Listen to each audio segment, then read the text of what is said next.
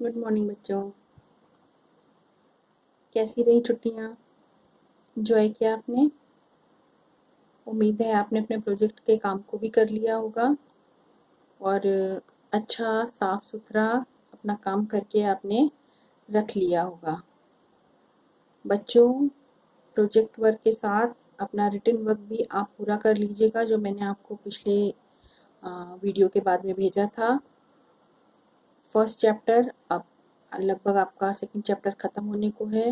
हम इस चैप्टर को भी ख़त्म कर लेंगे, उसके बाद में इसके काम को भी करेंगे। पिछले वीडियो में हमने चकबंदी की बात की थी कि किसी भी व्यक्ति के खेत जब छोटे छोटे टुकड़ों में और दूर दूर बिखरे हुए होते हैं तो उसको काम करने में बहुत परेशानी होती है। कभी एक खेत देखने जाता है, कभी दूसरा खेत देखने जाता है, तो वो प्रॉपर तरीके से अपने किसी भी खेत को नहीं देख पाता। एक अकेला व्यक्ति अगर उसके पास रिसोर्सेज नहीं है तो उसको वाकई में काम करने में दिक्कत होगी।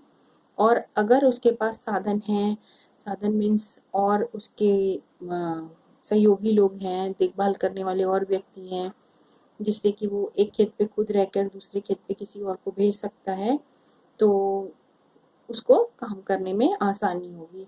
लेकिन जो हमारे किसान हैं, ऐसा वहाँ पर नहीं है कि उनके लिए कोई हेल्पिंग हैंड हो, तो छोटे-छोटे अपने खेतों को उनको खुद ही देखना पड़ता है। तो किसी समय वो किसी खेत पर जाकर के बीज बोते हैं, किसी समय वहाँ सिंचाई करते हैं। इस तरीके से वो अपने सारे खेतों को देखते हैं। इसमें उनको होती है दिक्कत। इन सब चीज़ों को देखते हुए सरकार ने हमारी सरकार ने क्या किया कि उन्होंने चकबंदी की। चकबंदी में हमने आपको बताया था कि जो छोटे-छोटे खेत एक व्यक्ति के पास में है, उसके सभी खेतों को मिला करके एक भूमि बड़ी उसको देना एक जगह पर, जिससे कि उसके दो फायदे हैं कि एक तो जो भूमि का टुकड़ा है वो बड़ा हो जाएगा और जब हमारे पास कोई बड़ा भाग होगा भूमि का तो उस पे हमको काम करने में आसानी होगी। ठीक है।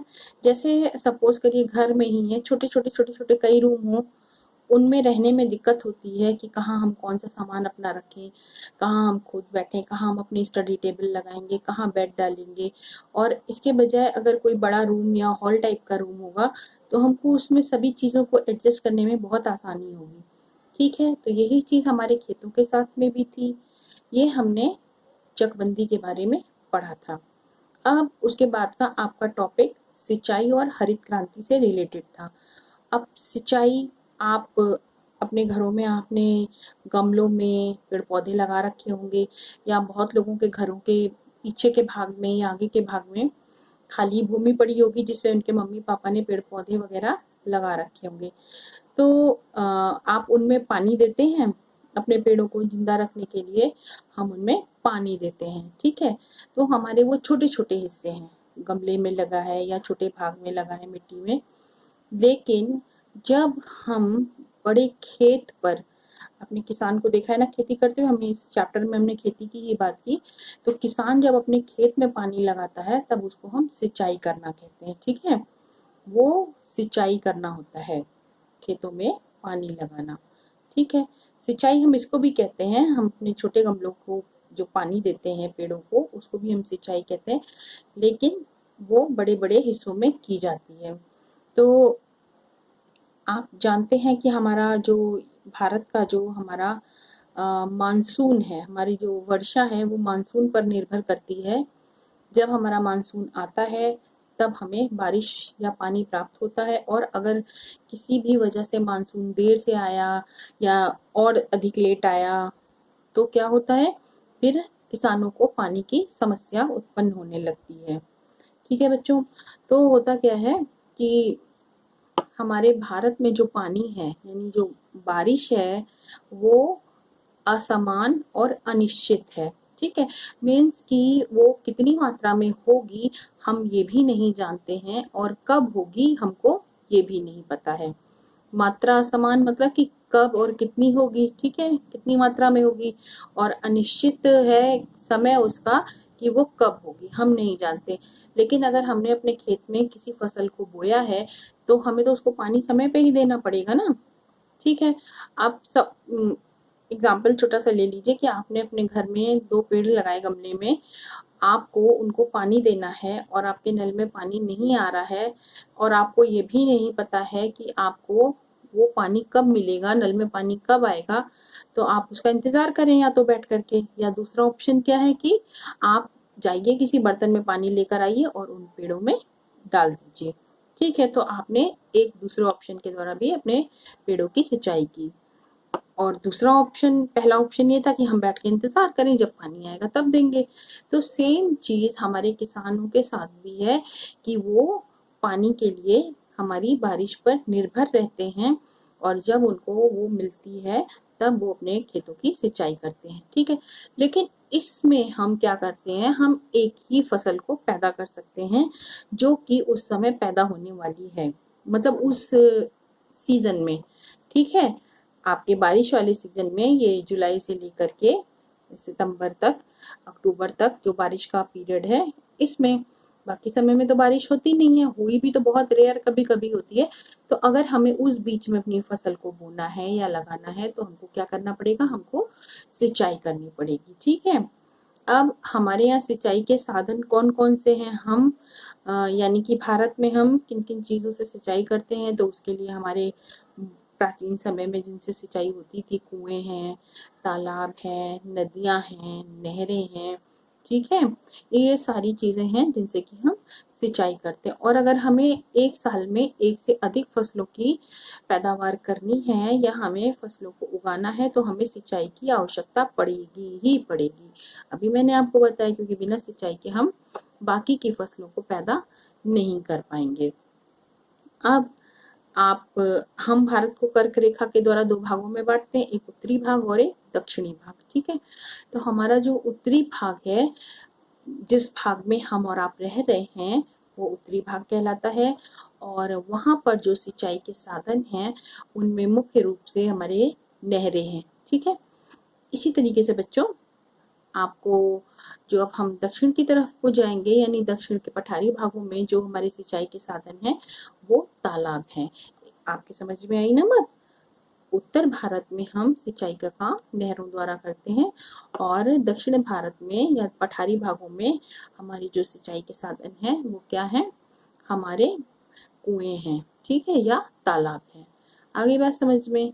इसके अलावा जब हमारी सरकारों ने पंचवर्षीय योजनाएं बनानी शुरू की तो उन्होंने जब खेती के लिए उन्होंने प्रोत्साहन किया खेती को, तब उन्होंने सिंचाई के लिए भी योजनाएं बनाई और उनमें उन्होंने बहुउद्देशीय परियोजनाओं के तहत नदियों में से नहरों को निकालने का काम किया। ठीक है, उन भागों में जिन भागों में पानी की कमी थी या सिंचाई के साधन वहाँ कम थे, उन भागों में उन्होंने नहरों को बनाया और अब हम उन नहरों के द्वारा उन क्षेत्रों को सिंचित करते हैं। ठीक है, या हम वहां पर सिंचाई करते हैं। तो हमारी सरकारों ने पंचवर्षीय योजनाओं के तहत बहुउद्देशीय नदी घाटी परियोजनाओं के अंतर्गत नहरों का निर्माण करके सिंचाई की सुविधा भी प्रदान की है। इसके अलावा बच्चों, हमारे यहाँ जो सिंचाई के ये साधन हैं, इसके अतिरिक्त आजकल वर्तमान समय में हम सिंचाई के 2 और साधनों को लेकर चलते हैं, जिनमें एक हमारी है ड्रिप सिंचाई या टपक सिंचाई। ठीक है, और दूसरी सिंचाई हमारी स्प्रिंकल सिंचाई है। क्लियर है? या छिड़काव की सिंचाई। ठीक, तो आप जानते हैं जो आपकी जो ड्रिप और स्प्रिंकल सिंचाई है, इनके द्वारा सिंचाई करने पर पानी कम मात्रा में हमको खर्च करना पड़ता है और हम अधिक से अधिक भाग की सिंचाई को कर सकते हैं। ठीक है, तो आइए देखते हैं कि अब हम इनको कहाँ कहाँ पर और कैसे करते हैं। तो बच्चों, हमारी जो ड्रिप सिंचाई है उसका उपयोग हम अपनी बागानी खेती को करने में करते हैं, जैसे कि बागानों में करते हैं, यानी कि जहाँ पर हम फल फूल इत्यादि को उगाते हैं। ठीक है, इसके अलावा हमारी जो दूसरी सिंचाई है स्प्रिंकल सिंचाई, उसका प्रयोग हम जब गेहूँ, जौ, ये सारी चीज़ों को, मटर, इनको उगाते हैं तब उसका प्रयोग हम करते हैं। ठीक है, आप ये दोनों सिंचाई हमें सबसे ज़्यादा महत्वपूर्ण हमारे मध्य और पश्चिमी भारत के भागों में करती हैं, क्योंकि वहाँ पर पानी की कमी है और वो क्षेत्र हमारे सूखा प्रभावित क्षेत्र हैं। ठीक है, तो ये 2 ऐसी पद्धतियां हैं जिनके द्वारा हम पानी की सिंचाई को कम सिंचाई की जो हमारी परेशानी है उसको हम कम कर सकते हैं और कम खर्च में अपना काम चला सकते हैं। ठीक बच्चों, इसके बाद में हमारा नेक्स्ट टॉपिक है हरित क्रांति। बच्चों, हरित क्रांति का जो सर्वप्रथम इस शब्द का प्रयोग डॉक्टर विलियम गैंड ने किया था। ठीक है, इन्होंने इस शब्द का सबसे पहले प्रयोग किया था, लेकिन हमारे यहाँ भारत में जो है हरित क्रांति का जनक डॉक्टर MS स्वामीनाथन को कहा जाता है। भारत में जिन्होंने हरित क्रांति की शुरुआत की थी वो हैं डॉक्टर MS स्वामीनाथन। ठीक है, वर्ष 1617 में हरित क्रांति के माध्यम से जब हमको ये ज़रूरत होने लगी कि हमारा अनाज कम पड़ने लगा और हमारी जनसंख्या अधिक है, तो इस हरित क्रांति के विषय में विचार किया गया और हरित क्रांति के माध्यम से 66 और 67 में कृषि के क्षेत्र में या कृषि उत्पादन के क्षेत्र में वृद्धि करने के लिए इस परिवर्तन को किया गया। ये क्रांतिकारी परिवर्तन कृषि में वृद्धि के लिए आया।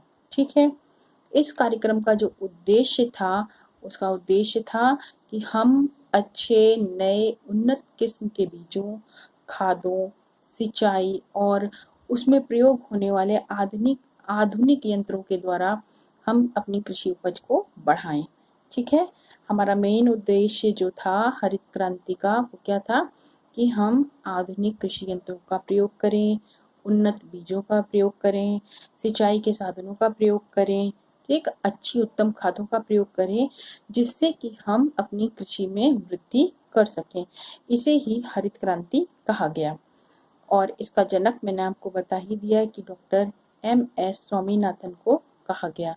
ठीक, अब इसकी कुछ मुख्य बातें हैं जिनमें कि हमारी अधिक उपज के लिए सुधरे हुए उन्नत बीजों का प्रयोग किया गया। ठीक है, इसको अधिक आगे बढ़ाने के लिए सबसे पहला काम क्या किया गया, हमारे जो उन्नत बीज हैं हमने उनका प्रयोग किया, जिनके द्वारा हमें गेहूं की उत्तम किस्में प्राप्त हुई, यानी एक से एक अच्छी हमें किस्में यानी कि प्रकार प्राप्त हुए, जिनके द्वारा हमारी खाद्यान्न की समस्या को समाधान मिला। ठीक है, इनमें हमारे सोनार है, कल्याण, सोना, हीरा, ये सारे गेहूं के नाम हैं। इसके अलावा हमने क्या किया, हमारी रासायनिक खादों का प्रयोग भी कृषि उत्पादन को बढ़ाने के लिए किया गया। इसके साथ ही जैविक खाद का उत्पादन भी बढ़ा या और उसमें जैसे हमारी नीम की खली थी या सरसों की थी, इन सब का प्रयोग हमने खाद के रूप में किया। रासायनिक कीटनाशक दवाओं का भी प्रयोग किया गया। किस काम के लिए, हरित क्रांति को आगे बढ़ाने के लिए या हमें कृषि उत्पादन में वृद्धि करने के लिए।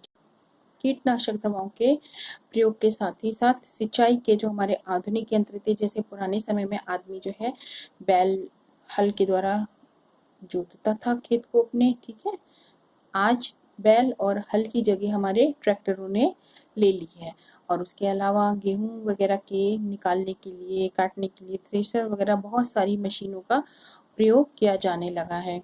इसके अतिरिक्त फसलों की सिंचाई के लिए नलकूप, नहरों, तालाबों आदि का निर्माण करके हमने सिंचाई की समस्या का भी समाधान किया है। इन सब चीज़ों को मिला करके हमने अपने कृषि के उत्पादन को बढ़ाने का प्रयास किया है। यही हरित क्रांति है। ठीक है, अब ये तो एक बात हुई बेटा कि इन सब चीज़ों के प्रयोग और उपयोग के द्वारा हमने अपनी कृषि की जो हमारी समस्या थी उसका हमने समाधान किया, लेकिन इसके साथ ही साथ हमने इसका कुछ ऐसा भी उपयोग किया है कि उसका हमारे ही ऊपर प्रभाव पड़ रहा है। जैसे रासायनिक खाद हमने जो इस्तेमाल की हैं, वो रासायनिक खादें फसल में मिलती हैं, फसलों के माध्यम से हमारे आपके पेट में जाती हैं, जानवरों के चारे के माध्यम से जानवरों के पेट में जाती हैं और ज़मीन में जाती हैं, तो वो जो ज़मीन है उपजाऊ हमारी, उसका भी ह्रास होता है। इसके साथ ही जानवर जब वो चारे को खाते हैं, दूध देते हैं, उस दूध का प्रयोग हम आप अपने लिए करते हैं। तो ये सारी चीज़ों का दूसरा पहलू यही है कि इन सब के द्वारा जहाँ एक तरफ हमने प्रगति की है, क्रांतिकारी परिवर्तन लाया है, तो दूसरी तरफ हमने अपनी सेहत के साथ खिलवाड़ भी किया है। खिलवाड़ इसलिए किया है क्योंकि उसका प्रयोग हम अपने लिए ही कर रहे हैं, जिसके कारण हमें तरह तरह की बीमारियां घेर रही हैं और हमारी रोग प्रतिरोधक क्षमता भी धीरे धीरे समाप्त होते चली जा रही है। ठीक है बच्चों, तो ये हरित क्रांति थी। हरित क्रांति और सिंचाई के साथ ही आपका ये चैप्टर खत्म होता है। तो इस चैप्टर को प्लीज़ बच्चों अच्छी तरीके से पढ़ लीजिएगा। इसमें दिया गया एक मैप है, उसको अच्छी तरीके से समझ लीजिएगा। उसको मैं बाद में आपको PDF में भी भेज दूंगी। तो प्लीज़ आपको जो मैप वर्क करना है और रिटन वर्क करना है बाद में आपको भेजा जाएगा, उसको आप लोग अपनी कॉपी पर कर लीजिएगा। आज के लिए इतना ही। अच्छे से वीडियो को देख कर के समझ लीजिएगा। अगर कोई दिक्कत होती है तो आप मुझे मैसेज करके पूछ सकते हैं। Okay, thank you.